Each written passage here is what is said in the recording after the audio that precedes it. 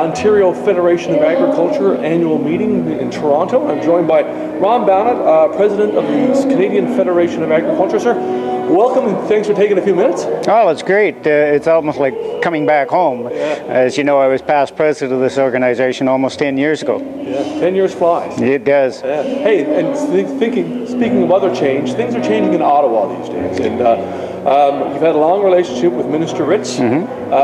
Now Mr. Lawrence MacAulay is taking over the seat. Have you had a chance to talk to the new Ag Minister? Yes, actually, I've had two opportunities. He called me within 24 hours of his appointment and mentioned that he'd like to get together and discuss agricultural issues going forward. And then last week we had our CFA board meeting in Ottawa, and he called in, mostly just as a hi, how are you type call to start the conversation. So I think the fact he's reaching out, I think it's a really good sign, reaching out to organizations, trying to get feedback from the farm community about the types of things that need to be put in place.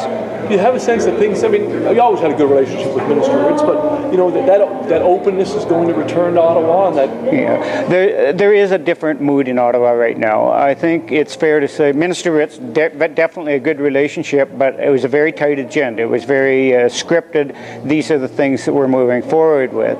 What we're starting to see from the initial outset is more of a willingness to engage groups in a broader discussion on where we should be going. I think one of the signals of that is the fact that the mandate letters for the new ministers were released, and we're starting to see in the mandate letter for agriculture talk about innovation, talk about a national food policy or national food strategy.